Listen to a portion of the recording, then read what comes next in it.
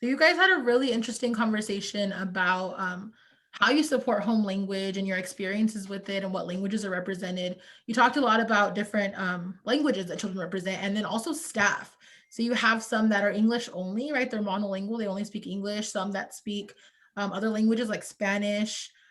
You talked about having children that sometimes speak a language that you don't speak, right? Ramona was saying that she had a Mhm. child who was Asian who spoke a language that she didn't understand, and her assistant in the classroom didn't understand.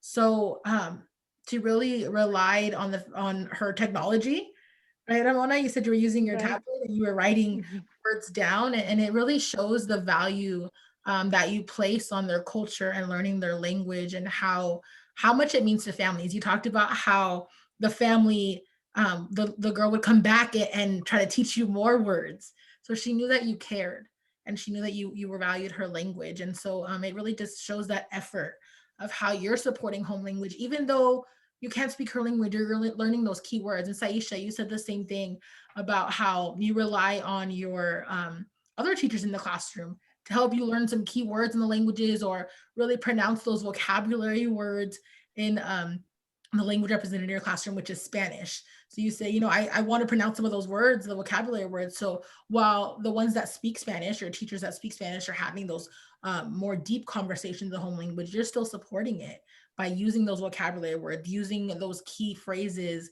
in their home language during the activities. And you guys also talked about labeling and how important that is to support home language. It Mhm. helps, Luis, you were saying it helps visually, even though they can't read, their language is there, their parents feel like they're invited in and they're valued. And even though most of the conversations you're having are in English, you're encouraging the children to speak in Spanish.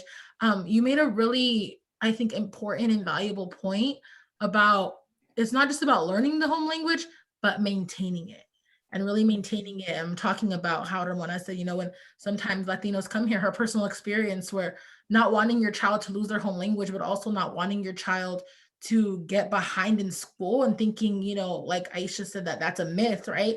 That it's going to hold them back and they're going to get behind if they learn their home language. And so I think as educators, knowing that that's a myth, and knowing now everything you do about how to best support dual language learners, you make all the difference by supporting the home language in the ways that you do.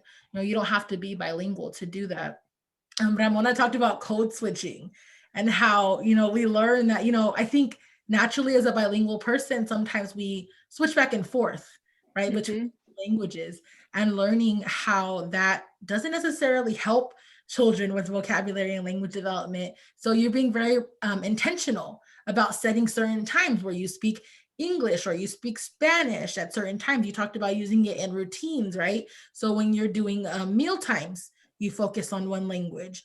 You use it different language at whole group or extended activities or small groups playing games with the children.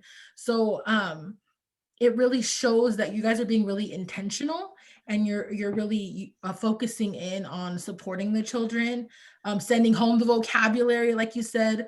Luis was saying, he sends it home in advance, so he's previewing for the families and the children the vocabulary. He sends it home in advance so they know what's going to be they're going to be learning. They can make those connections between their home language and English, and they can practice using it at home. And so the families are a really valuable resource. Talking about having the families come in and have, like Aisha said, in small groups, having them do an activity and the other children are exposed to that language. And you guys had a lot of commonalities, like Ramona was saying, that the children get exposed to other languages by interacting with one another. And so they want to hear that language, Mhm. and they start to pick up words and things. So it sounds like you all have some similar experiences, but also some challenges and some successes with supporting home language. But you have a plan for how you can do that consistently and intentionally. So thank you all for sharing that with us.